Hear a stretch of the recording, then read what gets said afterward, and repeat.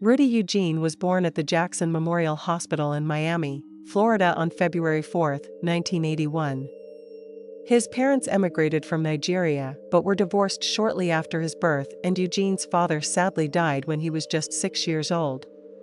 So growing up, he had no true paternal figure in his life. Rudy was a student at North Miami Beach High School. In the 10th and 11th grades he exceeded academically, but was focused and healthy enough to earn a place on its football team in the late 90s.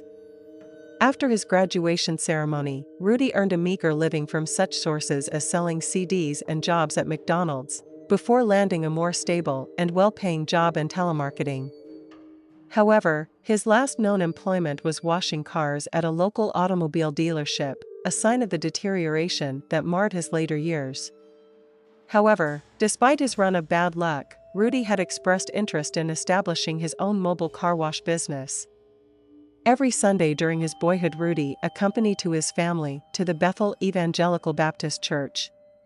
His mother had hoped that, since there was no fatherly role model in his life, that religion might fill the void in Rudy's moral landscape.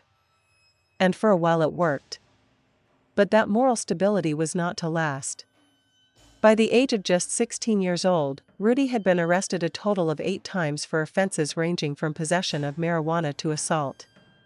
At one point he was even taken into police custody for domestic abuse incidents involving his own mother.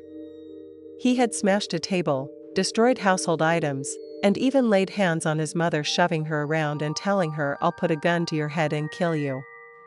The incident home led to him serving an extended probation for resisting an officer without violence. Despite the instability of his early years, Rudy managed to get married in 2005, marrying his longtime girlfriend before the pair moved in together. However, the marriage only lasted 3 years before a series of domestic abuse caused his wife to file for divorce in late 2007, one that was eventually granted on January 8, 2008. His wife had cited his abusive and violent nature and told a judge that it was the reason she had been so reluctant to commit to having children with him. Having refused the suggestion multiple times before she could find it in herself to divorce him. The parent never reconciled, nor did they stay in touch, and remained estranged right up to the incident that became nationwide news and put Rudy's face on the TV screens of Americans everywhere for some incredibly disturbing reasons. Rudy was 31 years old in May of 2012. When he drove down to Miami Beach to participate in Urban Beach Week, he was driving a purple Chevrolet Caprice, which began to break down at some point, at which time he pulled over to the side of the road. According to footage taken from security cameras, Rudy spent 30 to 40 minutes attempting ineffective repairs before he eventually abandoned the vehicle around noon. It's then that Rudy's behavior takes a bizarre turn. He begins to move west, crossing the 3-mile length of MacArthur Causeway, tossing away his driver's license before beginning to take his clothes off. Multiple eyewitnesses saw him doing this, but naturally were disturbed by his weird behavior that they didn't attempt any kind of confrontation. Miami Beach police officers eventually discovered the abandoned Caprice. Although they were confused by its presence at the side of the road, in the absence of a driver that didn't treat the incident as particularly suspicious and simply tell the vehicle to a local impound lot. Inside the car, officers found that there was a Bible along with 5 empty water bottles with a receipt that made it clear that they had been bought earlier that day. Whatever Rudy Eugene was doing, it sure made for thirsty work, but the time that the cops had impounded Rudy's car, Rudy Eugene was walking around southern Florida in the early afternoon completely naked. He'd even taken off and thrown away his shoes and socks, and was seemingly unbothered by the discomfort of walking around the hot roads and gravelly side roads is completely bare feet. Then, around 1:55 p.m., Rudy bumped into Ronald Popo, a 65-year-old homeless man who had been lying beneath the elevated Metro Mover People Move the viaduct near the headquarters of the Miami Herald and the Arts and Entertainment District neighborhood of downtown Miami. Ronald was raised in Brooklyn, New York, where he actually attended Manhattan's Tim Stuyvesant High School. After he graduated, Ronald enrolled at the nearby City College, but dropped out in 1966 before becoming part of the burgeoning hippie movement, officially becoming homeless in the mid-70s. Just days prior to meeting Rudy Eugene, Ronald had been offered assistance by the Miami-Dade County Homeless Trust, but he had refused. It seems he was something of a free spirit, proud of being self-reliant and unwilling to submit himself to the mercies of the local government. Ronald must have been extremely surprised to see a completely naked man approaching him. But there could have been no possible way could have foreseen what was about to happen. Rondo made eye contact with Rudy, greeting him nervously. Then, out of nowhere, Rudy accused him of stealing his Bible. Ronald denied doing so in utter confusion, but Rudy went on a rant about how it didn't matter, and that they were both going to die. Then, without another word, Rudy began to brutally attack the elderly homeless man without so much as an ounce of provocation. He beats him mercilessly, then bizarrely began to try to strip Ronald of his pants, who became terrified that the naked man's intentions were to indecently assault him. When in reality, the direction the attack would take was far, far worse. In the middle of the attack, Rudy Eugene mounted Ronald Popo, pinned him to the ground, and began to bite his face. He locked his teeth into the man's flesh and began to rip and tear over and over again, pulling up chunks of flesh and spitting them out using his teeth as pure offensive weaponry. A man named Larry Vega, who happened to be riding a bicycle near to the scene, was horrified when he saw the attack unfolding, and immediately called 911. The phone call was so frantic and terrifying that it only took a matter of minutes for Miami PD officer Jose Ramirez to arrive on the scene. What greeted him was like something of a zombie horror movie, a man cannibalizing another man's face, blood pouring from both the victim's head and the mouth of the wild-eyed stark-naked aggressor. Officer Ramirez pulled out a service pistol aimed towards Rudy Eugene and screamed at him to show him his hands. Eugene turned, blood soaked his face. His eyes filled with rage and madness, and actually growled at the police officer before resuming his attack on the already savaged Popo. Then at 2:13 p.m. Officer Ramirez fired his first shot at Rudy Eugene, who shockingly enough barely reacted to the 9mm bullet penetrating his body. He actually carried on biting Ronald Popo, tearing at his flesh and continuing to growl until the police officer fired for more shots, killing Eugene and ending the vicious assault. Ronald Popo then was rushed to the nearby Jackson Memorial Hospital in a horrendously serious life-threatening condition. In his interviews with police following the attack, people thanked Officer Ramirez personally for saving his life. It was reported afterward that around 80% of the facial flesh above his beard was missing and that his left eye had been gouged out and eaten by his rabid attacker. Popo lost his eyebrows, his nose, parts of his forehead and cheek. Doctors undertook hours upon hours of highly advanced facial reconstruction surgeries over the course of 3 months. But they couldn't save Ronald's eyesight, and he remained permanently disfigured. His plate-rich social media and a crowdfund was set up that since raised over $100,000 to help with surgery costs and other expenses. As a result, he was granted permission to stay at the medical facility indefinitely. Following his intensive course of rehabilitation, Ronald put on 50 pounds of weight and had to relearn how to dress, feed himself, shower, and shave as a result of such extensive and permanent wounds. At the time of the attack, Papu's family, including his daughter, had not heard from him in over 30 years.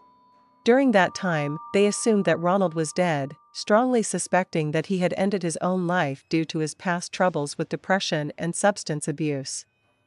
They actually discovered he was still alive as a result of the attack, and naturally, the whole thing came as a huge shock to them.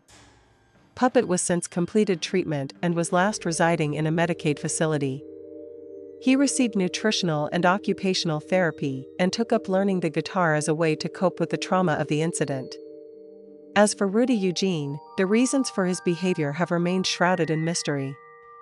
Despite the autopsy on his body, revealing no human flesh in his stomach, a number of undigested pills were discovered the pathologists were completely unable to identify. Although spokespeople for law enforcement had released statements saying that the street drug bath salts might have been to blame for Eugene's behavior. Initial toxicology reports show that there was only the presence of cannabis in his bloodstream. However, investigators didn't necessarily find the negative results entirely conclusive. Broward County Sheriff Al Lamberti told reporters that he believed that some new and unknown narcotic was to blame. One that had proved impossible to test for and was therefore undetectable. However, renowned toxicologist Barry Logan said that Rudy's behavior was entirely consistent with best thoughts, and it was completely unfeasible to test for every drug under the sun. This was backed up by Dr. Bruce Goldberger of the University of Florida, who said, "We are not incompetent. We have the tools. We have the sophistication and know-how. But the field is evolving so rapidly, it is hard for us to keep track. It's almost as if it is a race we can never win." Regardless of the reasons behind Rudy Eugene Savage's inhuman attack on Ronald Popo, the incident has since passed into Florida folklore, often being referred to in such ways as the Miami Cannibal or the Florida Face-Eater. It is without a doubt one of the most harrowing real-life incidents of our time, a testament to the destructiveness of drugs and mental illness. And I'm sure it's something none of you will forget for quite some time. So I live with my mom and dad here in Escambia County here in Florida. One evening, me and my mom were just sitting around watching TV when we heard some shouting coming from the street outside. At first, my mom just shakes her head and makes some comments about the neighbors being noisy again, and we just carry on watching our show. But as the shouting gets louder, and we start to hear this revving engine sound, she turned down the TV a little when we started to listen into what it was. It sounded like shouting was coming from the rights outside of her house by that point. And so I got up to take a peek around the TV room curtains to see what it was. In the street outside is a kid in his underwear who's just facing down a truck. He's shouting at the driver, who's shouting back, and from what I could make out, the argument is over the truck driver wanting the kid to do something and the kid refusing. I could tell from the way the kid was addressing the driver that it was some kind of family argument, a gut feeling that was confirmed when the kid eventually called the driver dad at one point. The argument peaks in intensity at one point, and the two people were just screaming at each other with the driver kind of leaning out of the driver's side window. When all of a sudden, the driver leans in, rents the truck engine, and legit tries to run the kid over in the middle of the street. Luckily, the kid reacted just in time, dodging the truck and running into one of our neighbor's front yards as it sped past him. My mom, who was also watching by that point, gasped like, "Oh my God," and we watch as the truck does a U-turn in the street, preparing to make another pass on the kid. But the kid isn't about to let that happen and runs across some yards in the direction of our house, banging on the front door and screaming for help.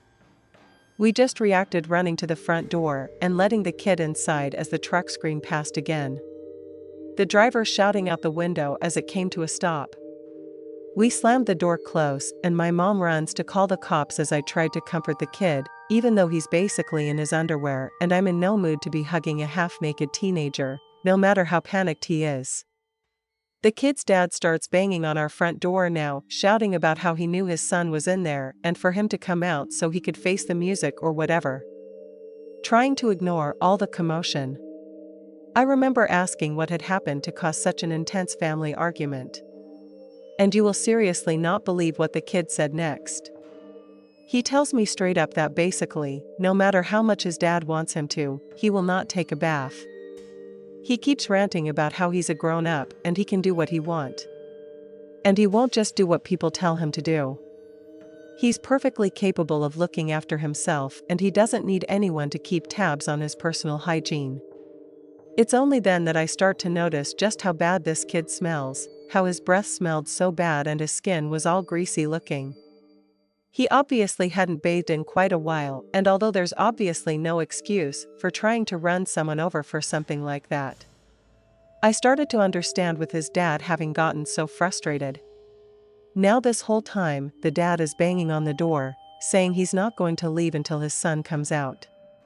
But my mom had come back to tell us that the cops are on the way and that everything was going to be okay. But as she's talking to the kid, she had pretty much the same reaction as me.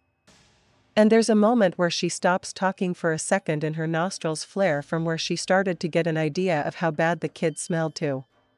And again, with the same air of indignation, the kid tells my mom that no one's going to be the one to tell him to take a bath, how he's a grown man, obviously, he was not, and how he can make his own decisions. My mom's face when he was telling her this was just a picture like mine, she could literally not believe what she was hearing. Nor could she believe the kind of situation we had gotten ourselves into. Eventually, the cops showed up and tried to talk to the dad as he was screaming profanities at our front door. We watched from the window as he gets into a seriously heated argument with them, to the point that they had to wrestle him to the ground before they detained him. This gave us an opportunity to talk to the cops ourselves. And as crazy as the whole situation was, we had to tell them the truth of the matter, that the dad had actually tried to run his kid over, which was basically attempted murder. Naturally, the cops agreed and arrested the guy, but not before asking him if he had, in fact, tried to run his own kid over.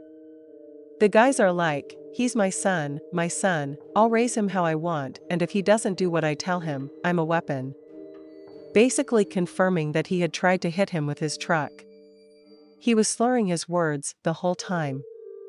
And it hit me at one point that this guy was pretty drunk from the way he was shouting and slurring at the cops. Definitely not a wise move on his part. And that was all the cops needed, apparently.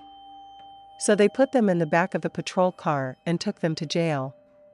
That was most definitely one of the craziest things that's ever happened to me. And I suppose it doesn't help the whole Florida man thing that a guy might try to run over his kid for not having taken a bath. I suppose given the behavior of this kid that this might be more like a Florida man story or like a Florida family story. But I promise not everyone here is totally crazy, no matter how much the media makes out that we're all just nuts. But saying that, since I moved out of state for college, it's definitely something that I've noticed about living further up in the East Coast. Sure, there's crazy people everywhere, but the concentration of crazies in Florida is definitely higher than most other places. I'm just glad that situation that night got resolved. And as weird as it was, the outcome was considerably more preferable to just watching a half-naked kid getting murdered by his own father. I'd much rather just smell some body odor than watch someone die. That's for certain.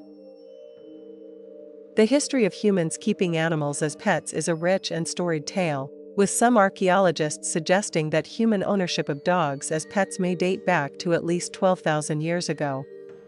There is physical evidence of the ancient Romans openly grieving for their cherished canine companions with inscriptions and marble tombstones commemorating the life and death of the furry friend. Those who rode war horses into battle also developed a deep bond with their mounts, often becoming as famous as their owners, such as Alexander the Great's beloved Bucephalus. The ancient Egyptians were known to keep even more exotic animals, such as lions or baboons, as pets. And as time progressed, mankind's collection of animal companions only grew larger, stranger, and indisputably more deadly. Culminating in one Florida man, who would live to regret his choice of animal acquaintance in a big, big way. For 75-year-old Marvin Hitesh, the animal he chose to keep on his property, just outside of Gainesville, Florida, was the Eerie Castle, where he is our large omnivorous flightless birds that are native to the tropical forests of Indonesia, Papua New Guinea, and northeastern Australia. They have an almost prehistoric appearance. The bright blue faces are topped with a horn-like ridge, and their bodies are covered with dark feathers. At full sprint, they are capable of reaching speeds of up to 30 miles per hour, and can use their powerful legs to jump up to 5 feet in the air. Adult females have been known to reach over 6.5 feet in height, weighing over 130 pounds, which makes them some fearsome feathered foes when angered. But perhaps the most terrifying aspect of the cassowary's physiology are their razor-sharp, 5-inch claws that adorn their 3-toed feet, eerily similar to that the long-extinct Velociraptor the castle, where he will throw kicks that bring those slashing claws across the face and throats of those that stray into their territory. These claws can inflict devastating, even fatal wounds, giving rise to its nickname of the world's most dangerous were-spurred.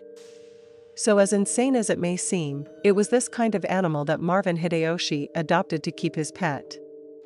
Marvin didn't just keep the castle where he says pets though.